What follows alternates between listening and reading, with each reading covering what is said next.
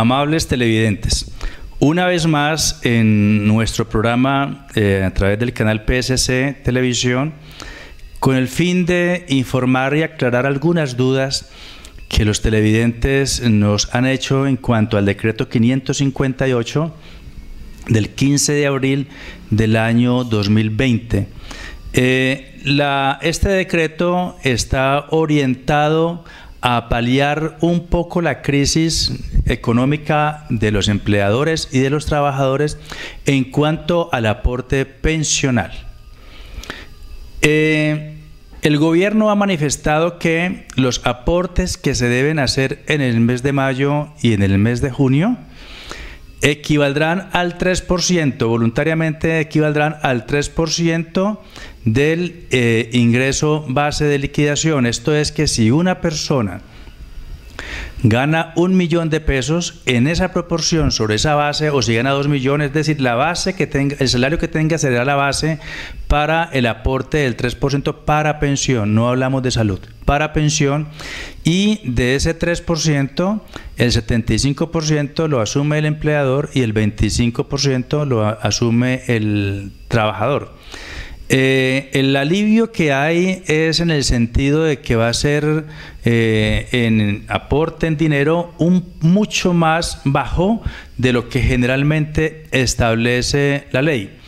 En ese orden de ideas es bastante generoso la medida que se ha adoptado para que no sea tan alto el dinero que deban pagar los trabajadores o que deban pagar los empleadores o que deban pagar los independientes. Son 3 segmentos.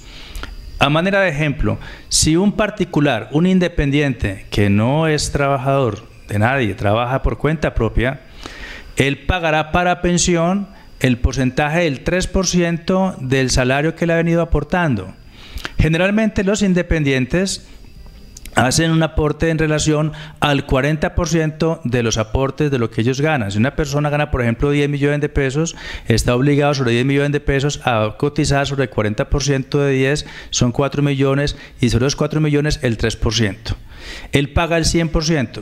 Si es un trabajador dependiente, bien sea de empresas públicas o de empresas privadas, paga el 3%. Esa es así de sencilla la fórmula que establece el gobierno. No hay ninguna complejidad de ninguna naturaleza. Lo que se ruega es que los empleadores que realmente estén en crisis, estén bollantes, hagan los aportes común y corriente. Aquellos trabajadores que no han perdido su fuente de trabajo, que siguen vigentes, que siguen activos, pues que paguen sus aportes comunes y corrientes como lo establece la ley. Pero aquellos empleadores, sin necesidad de que lo acrediten, simplemente es un acto de buena fe, tanto empleadores como del Estado, como la empresa privada, como los independientes que realmente han visto mermados sus ingresos o se han visto afectados en sus economías, pues simplemente autoriza para que el aporte lo hagan sobre el 3% del salario base, es decir, del salario que se le paga de trabajador o del salario de ingreso que obtiene ese trabajador independiente. El asunto es muy claro, es muy sencillo y aquí esto no ofrece complejidades. Esto lo establece el artículo 3º hasta el artículo 5º del decreto 558.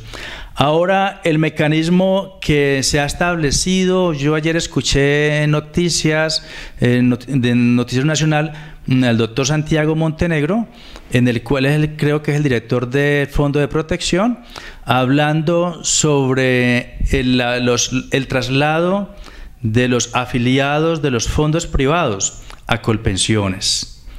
Al respecto, sobre el asunto anterior, se me olvidaba algo, y es que se hizo un comentario que es equivocado, en el sentido de que manifiesta que las semanas que se coticen bajo esta modalidad de un aporte apenas al 3% no se contabilizarán para efectos de las pensiones.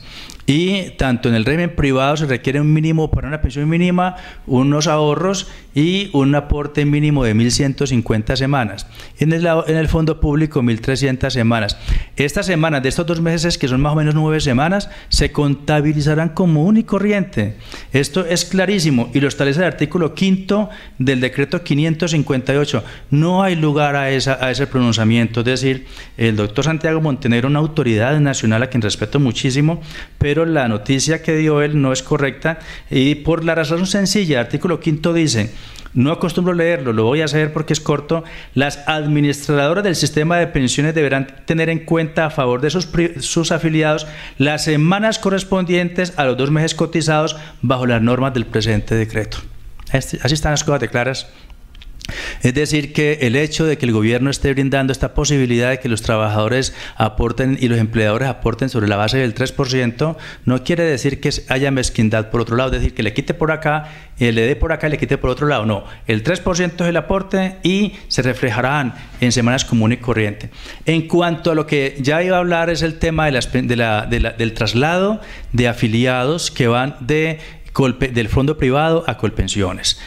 No hay que despertar ningún tipo de preocupación.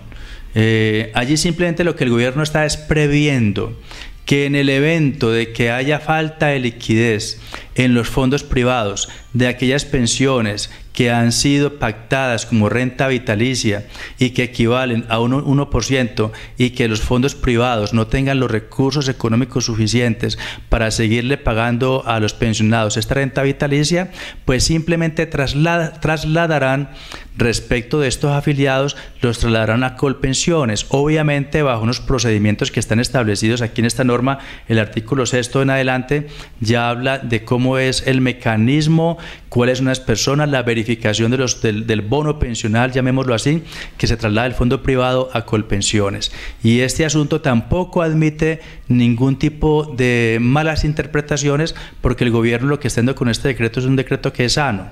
Lo digo como especialista en Derecho Laboral de la Universidad Externado de Colombia y como académico en la materia y como litigante que soy en la materia, esto es sano. Si fuera insano, créanme que yo sería el primero, y como le he hecho muchas críticas a muchos decretos del gobierno y le he hecho muchas críticas a los decretos que han sacado los alcaldes o gobernadores, pero aquí el asunto es claro, el asunto no es perverso. Ni en cuanto a al monto para el aporte para pensión, el 3%, como tampoco es insano esta medida en la cual el gobierno le está diciendo a los fondos privados, tanto a Protección como a Porvenir, que en el momento en que no tengan liquidez, pues simplemente lo manifiesten, accedan una especie de créditos para solventarse o simplemente hagan automáticamente el gobierno autoriza el traslado de estas personas, de estos afiliados al fondo de Colpensiones, que es el fondo público. Y allí están, digamos, lo que si no están garantizados, si digo lo contrario, estaría yo desdiciendo los fondos privados, pero sí están por lo menos respaldados por dinero del Estado colombiano. Entonces, he ahí la razón por la cual se ha hablado de esto, pero no como se ha especulado de que los fondos privados han estado en quiebra. Yo personalmente no soy partidario de los fondos privados, siempre recomiendo que las personas, hay más bondades en los fondos públicos que en los fondos privados. Los fondos privados tienen algunas bondades en cuanto a los ahorros, que cuando uno se retira, redimir lo que ha ahorrado en un fondo privado, y cuando uno se retira sin tener la edad para pensionarse, es mucho más generoso en cuanto le devuelve más dinero. El fondo público, cuando uno no tiene la edad y se retira, le devuelven menos dinero. Pero allí hay unas BEPS que permiten un ahorro pequeño y el gobierno le devuelve más plata. Pero en algunas cosas el fondo privado tiene unas bondades, pero tiene que ser personal. El estudio que uno le haga a esa persona que está devengando un dinero, hasta dónde le es más favorable seguir en el fondo privado. Pero en un alto porcentaje es mucho mejor pertenecer a los fondos públicos, en este caso a Colpensiones.